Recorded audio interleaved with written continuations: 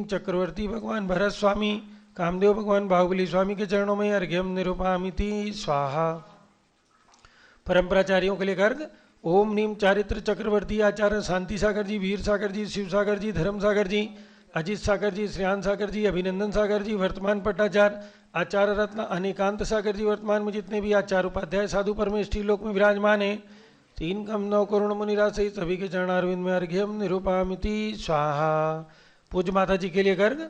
पिचिक मंडलधारी माता नमन तुम्हें हम करते हैं, अष्टद्रव्य का थाल सजाकर अर्घ्य समर्पण करते हैं। युग की पहली ज्ञानमती जी के चरणों में अभिवंदन है, तेरी पावन प्रतिभा लख कर मेरा मन भी पावन है। ओम ह्रीं भारत गौरव चारिचंद्रिका गणनी प्रमुख आर्यका शिरोमणि श्री ज्ञानमती माता जी चरणारविंद में अर्घ्यम निरूपामिति स्वाहा। वंदामी माता जी, वंदामी माता जी। बंधुओं, स्वर्णिम अवसर आया है आप सभी को शाश्वत तीर्थ अयोध्या में परम पूज्य गणनी प्रमुख श्री ज्ञानमती माता जी सत्संग के पावन सानिध्य में 2 मार्च से 6 मार्च तक भव्य महापंच कल्याणक संपन्न होने जा रहा है। जिनकी भी भावना हो सारे देश में हमारे जितने भी भक्तगण हैं सभी के लिए सूचना है, इंद्र इंद्राणी बन करके इस पंच कल्याणक में बैठने का सौभाग्य प्राप्त करें, जहां अनेकों बार सौधर्मेंद्र धन कुबेर सानत कुमार ईशान आदि इंद्रों ने आकर के यहाँ पर पंच कल्याणक साक्षात रचाए हैं। ऐसी ये पावन पवित्र भूमि है जहाँ का कण पावन है।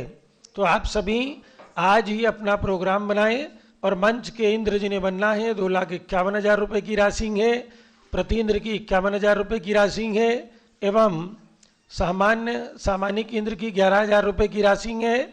इसमें आपको आवास, भोजन, पूजन आदि सभी व्यवस्थाएं, पूजन के वस्त्र, पूजन की सामग्री, हार मुकुट आदि सभी वस्तुएं प्राप्त होंगी इस राशि में। तो सभी जो भी भक्तगण आना चाहेंगे वे अपना नाम आज ही स्क्रॉल पर पट्टी पर जो नंबर चल रहे हैं उनके माध्यम से कार्यालय में अपनी सूचना दर्ज कराएं, जिससे आपको समुचित व्यवस्थाएं प्राप्त हो सकें। और जिनको भी प्रतिमा का पुण्यार्जन करना है 1,11,000 रुपये की राशि है, आज ही लिखा करके प्रतिमा का पुण्यार्जन करें और 2 मार्च से 6 मार्च तक होने वाले पंच कल्याणक में आकर के अपने हाथों से प्रतिमा विराजमान करके पुण्य अर्जित करें। अब प्रतिदिन की भांति परम पूज्य गणनी प्रमुख श्री ज्ञानमती माता जी के प्रवचनों का समय है।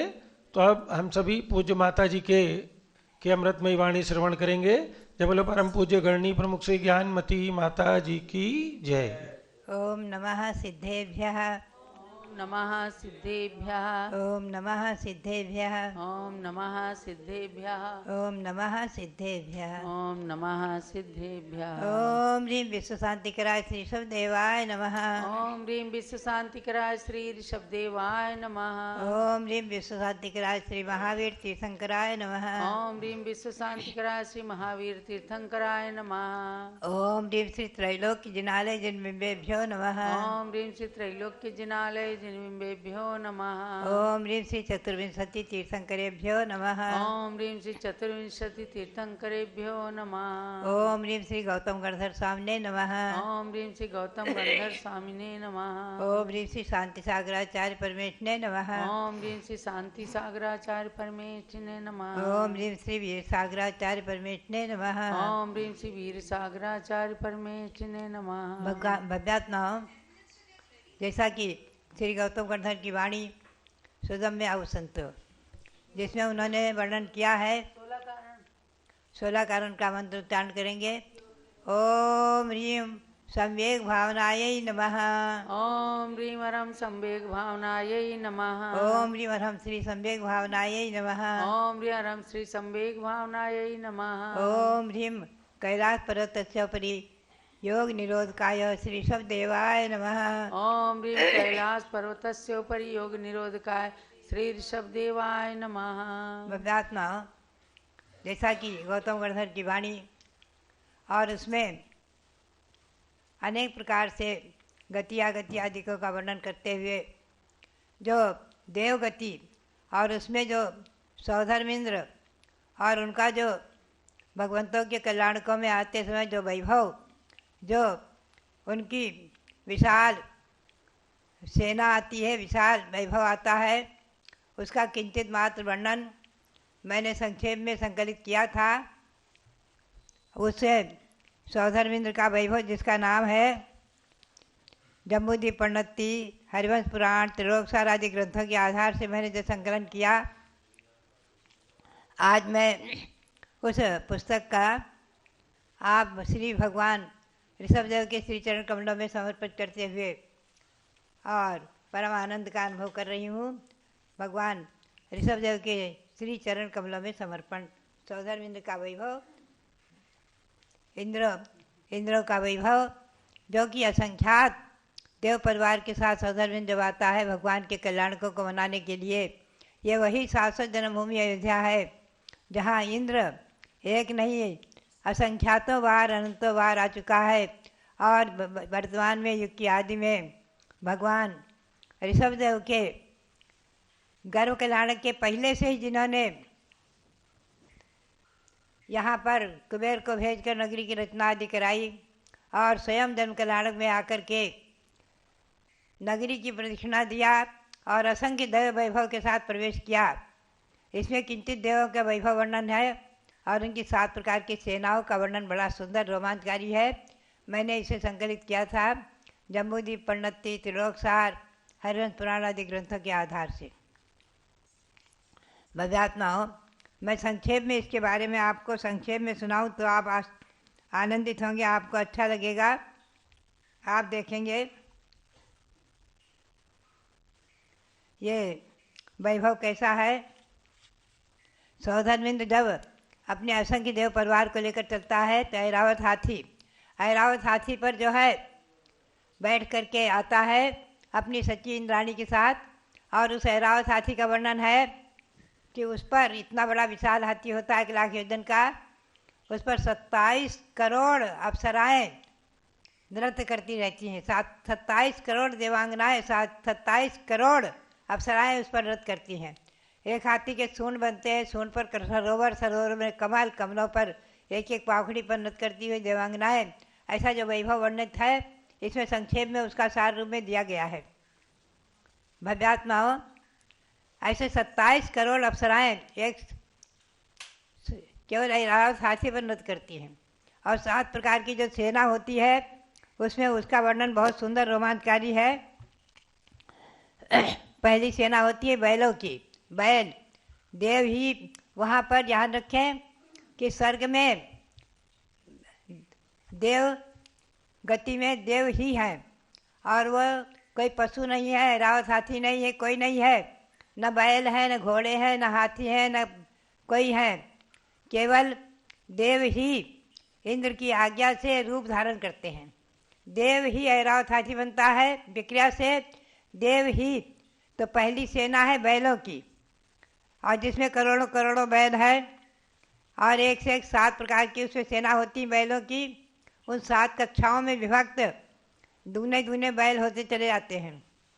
आगे दूसरी सेना है रथ की, तीसरी सेना है घोड़ा की, चौथी सेना है हाथी की, 5वीं सेना है नर्तक यानी नृत्य करते हुए देवों की, और 6ठी सेना है गंधर्व गाते और बजाते हुए देवों की, और 7वीं सेना है पदाती जो चलते हैं हाथ में ध्वजा लेकर।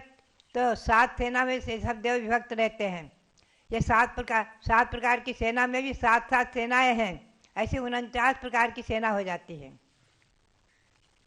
उसमें पदाती की सेना में, अंतिम सेना में 6 प्रकार के देव तो जो है हाथ में वो सब अनेक प्रकार से नृत्य करते हुए चलते हैं।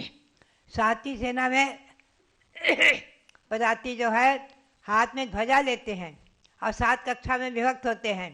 ध्वजाओं के विविध वर्ण बताए हैं, नील वर्ण, हरित वर्ण, केसरिया वर्ण, लाल वर्ण आदि लेकर के, श्वेत वर्ण आदि लेकर के ध्वजाएं चलते हैं।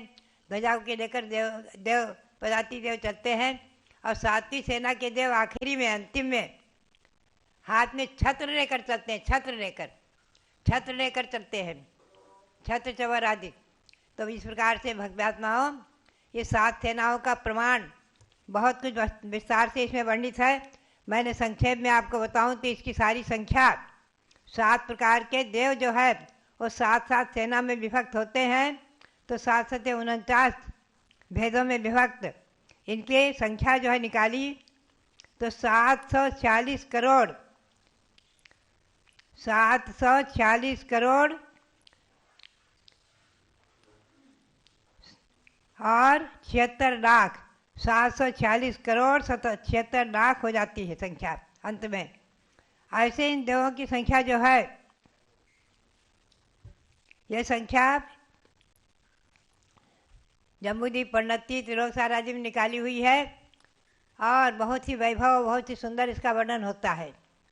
इसको मैंने संक्षेप में सार रूप में लिखा था और बहुत पुरानी पुस्तक 2500 वर्ष पूर्व मैंने इसका संकलन किया था और कुछ जम्बूद्वीप प्रणति आदि से थोड़ा बहुत संकलन बाद में किया है और इसका संक्षेप में ये पुस्तक छपने के योग्य है।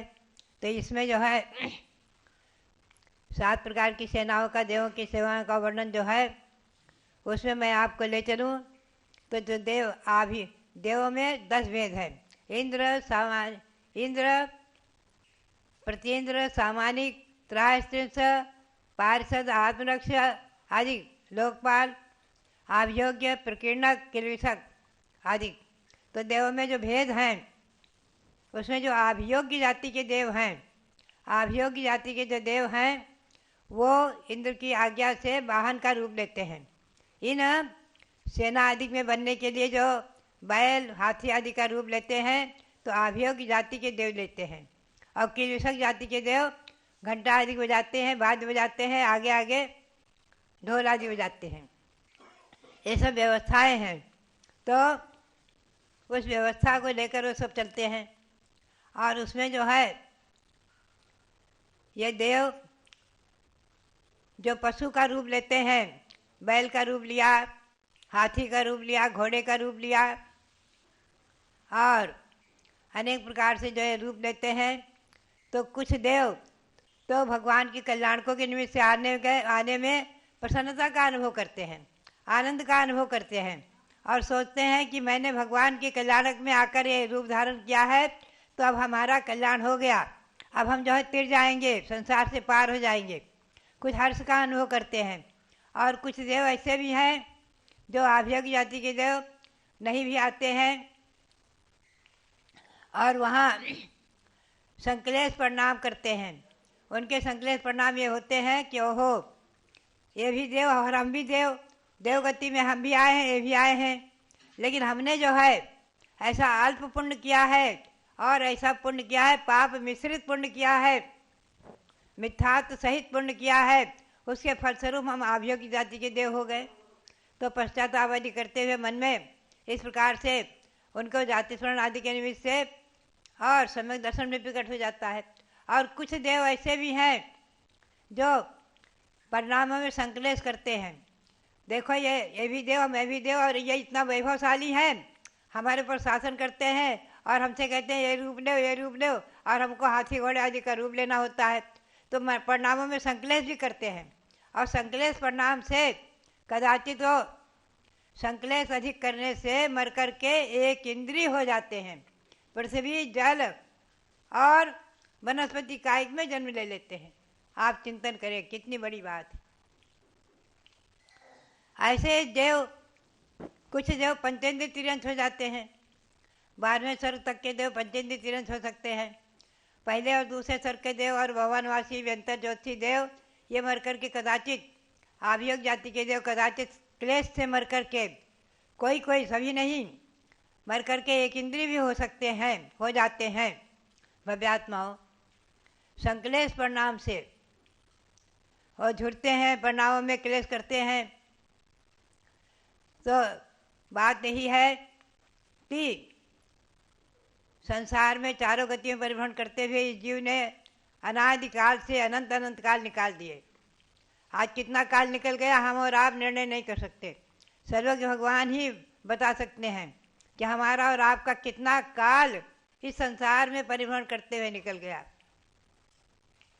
देखा जाए तो अनंत अनंत काल तो निगोद में रहे, वहाँ से निकलकर एक इंद्रियादिक हुए, दो इंद्रियादिक हुए, तीन इंद्रिय, चार इंद्रिय, पंचेंद्रिय, सैन्य आदि पशु पक्षी, और उसके बाद कहीं मनुष्य पर्याय मिली है। आप 6 ढाला की पहली ढाल पढ़ें, मैं तो कहूँगी प्रतिदिन पढ़ें।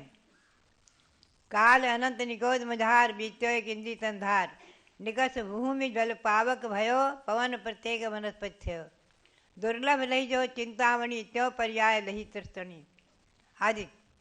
पहली ढाल 6 ढाला की आपको अवश्य पढ़ना चाहिए।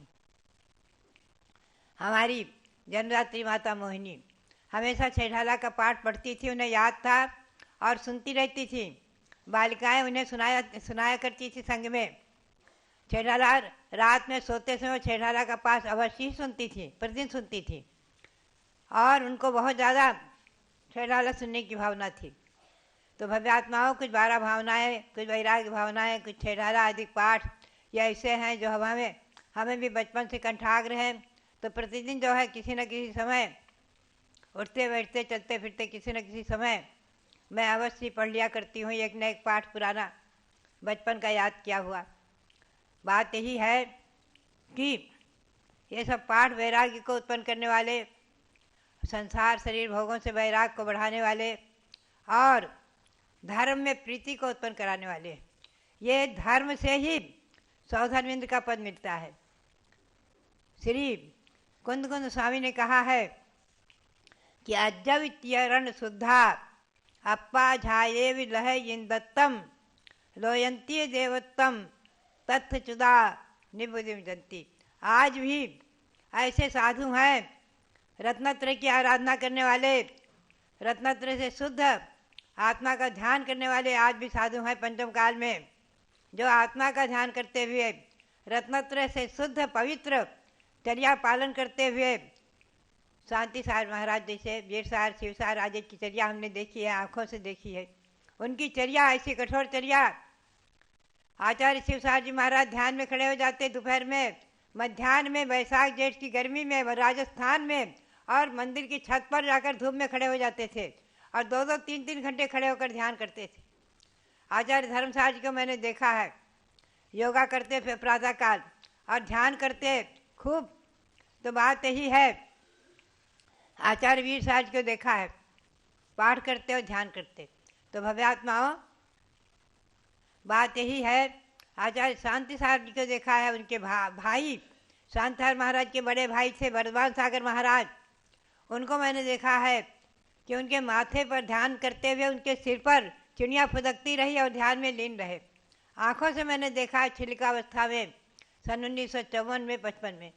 तो भव्यात्माओं आज भी जो है रत्नत्रय से साधु मुनि और आरिकाएँ अपनी निर्दोष चर्या का पालन करते हुए और नियम से देवगति को प्राप्त करेंगे, और कालांतर में कदाचित वहाँ से आकर के लौकांतिक देव और वहाँ से आकर के वहाँ मन तपस्या करके वहाँ लौकांतिक देव और इंद्रपद को भी प्राप्त कर सकते हैं, और वहाँ से आकर एक भावतारी होकर मोक्ष प्राप्त कर सकते हैं। ऐसा वर्णन श्री कुंद कुंद स्वामी ने किया है। आप चिंतन करें, भाव संग्रह आदि ग्रंथों में किया है, भाव पाहुर आदि ग्रंथों में किया है। श्री कुंद कुंद स्वामी के भाव पाहुर आदि ग्रंथ में मैंने इन गाथाओं को प्रवचन आदि को मैं संजोया है। कुछ गाथाएं मैंने उनकी संकलित की है, कुछ गाथाएं हमने उनकी श्री कुंद कुंद स्वामी की संकलित की है। तो भव्यात्माओं बात यही है कि आज भी जो है मोक्ष मार्ग निर्दोष चल रहा है और पंचम काल के अंत तक चलेगा। ये सार्वभौम शासन, ये जैन शासन, निर्गंथ दिगंबर मुनि की परंपरा, आरिकाओं की परंपरा, ये चतुर्विद संघ की परंपरा, श्रावक श्राविकाओं का कर्तव्य, उनकी आवश्यक क्रियाएं, वो पंचामृत अभिषेक करना, प्रतिदिन अभिषेक करना, पूजा करना, आदि पाठ, दान देना, गुरुओं की रोधा भक्ति करना आदि की सब क्रियाएं आज भी जो है पंचम काल में निराबाध चली आ रही हैं। भव्यात्माओं ऐसा है जो मोक्ष मार्ग सौधर्वाद इंद्र को पद को प्राप्त कराने में आज भी सक्षम है आज भी इंद्रादि पद को प्राप्त करके, और जब वहाँ की आयु को पूर्ण करके और मनुष्य पर्याय प्राप्त करके एक भव अवतारी भी हो सकते हैं। मनुष्य पर्याय में आकर के तपस्या आदि करके दीक्षा लेकर मोक्ष प्राप्त कर सकते हैं। तो भव्यात्माओं, आप साक्षात मोक्ष नहीं है, लेकिन ये नियम है, अनुवृत्ति महावृत्ति देवपद ही प्राप्त करेंगे, देव पर्याय ही प्राप्त करेंगे। अनुबद्ध महाबदायम न लहाय देवाउगम मोत्यम। अनुवृत्ति और महावृत्ति ये नियम है, देव पर्याय को ही प्राप्त करेंगे।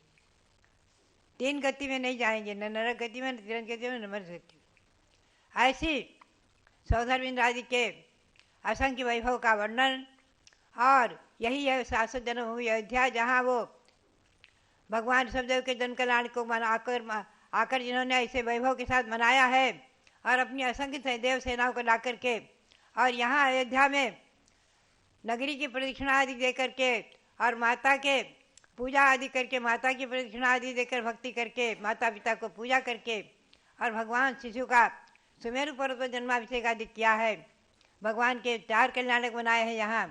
अजितनाथ भगवान, कल हम मध्याह्न में अजितनाथ भगवान के टोक की वंदना करने गए, चिंतन चल रहा था कि ये अजितनाथ भगवान के यहाँ पर 4 कल्याणक हुए हैं, गर्भ, जन्म, दीक्षा और केवल ज्ञान। भगवान ऋषभदेव के 2 कल्याणक हुए हैं, गर्भ और जन्म, और भगवान ने दीक्षा लिए प्रयाग में, और केवल ज्ञान भी हुआ है भगवान को प्रयाग में। वो प्रयाग भी तीर्थ बन गया। भव्यात्माओं, जैन तीर्थ, जैन प्रयाग तीर्थ, आप उसको भी समझें। वहाँ भी मेरी प्रेरणा से ईस्वी सन 2001 में और जैन तीर्थ बना है, भगवान ऋषभदेव तपस्वी तीर्थ, जहाँ अभी लगभग उसको रजत जयंती वर्ष भी आ रहा है। हमारे रविंद्र कीर्ति जब रजत जयंती वर्ष मनाएंगे, और वो चैत्र मास में प्रतिष्ठा, यहाँ की पंचग्राह प्रतिष्ठा के बाद भगवान के दीक्षा कल्याणक आएगा चैत्र में। चैत्र कृष्णा नवमी को जन्मदिवस से भगवान ने दीक्षा ली है, वहाँ भी उसको मनाया जाएगा। तो भव्यात्माओं, ये सब तीर्थ जयवंत रहें, और ये अहिंसा परमो धर्म शासन, सार्वभौम शासन जयवंत रहे, और सौधर्म इंद्रादिकों का जो असंख्य वैभव इसे अयोध्या में समाया, इस प्रकार से उनका ये वर्णन करने वाले ग्रंथ वो सदा स्थायी रहें, जयवंत रहें। त्रिलोकसार, जम्बूद्वीप प्रणति, तिलय प्रणति और हरिवंश पुराण आदि जिनमें ये सब वर्णन है, ऐसे इन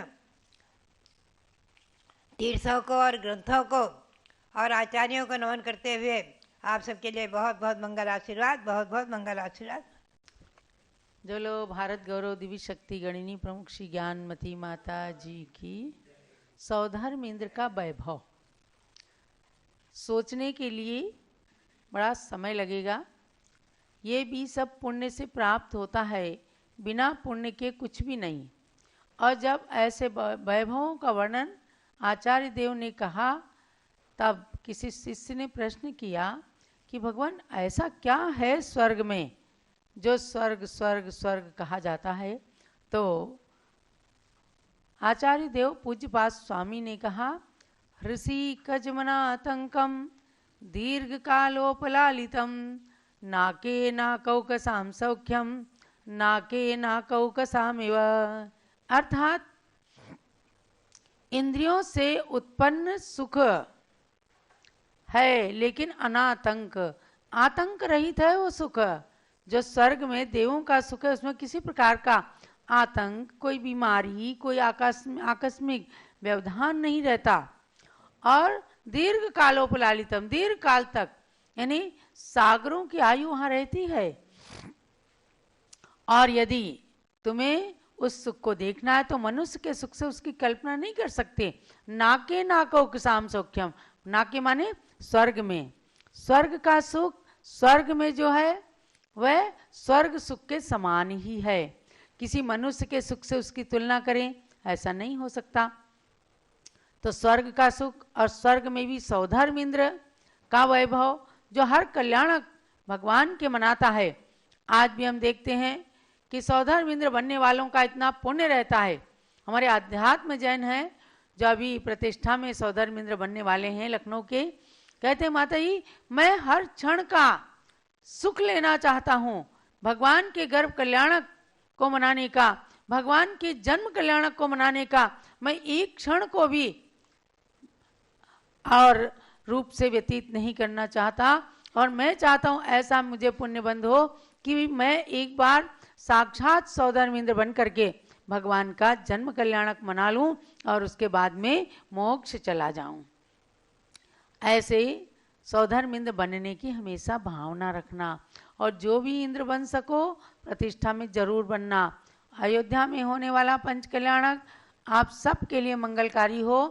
आने वाले सभी भव्यात्माओं को एक दिन इंद्र का पद प्राप्त हो।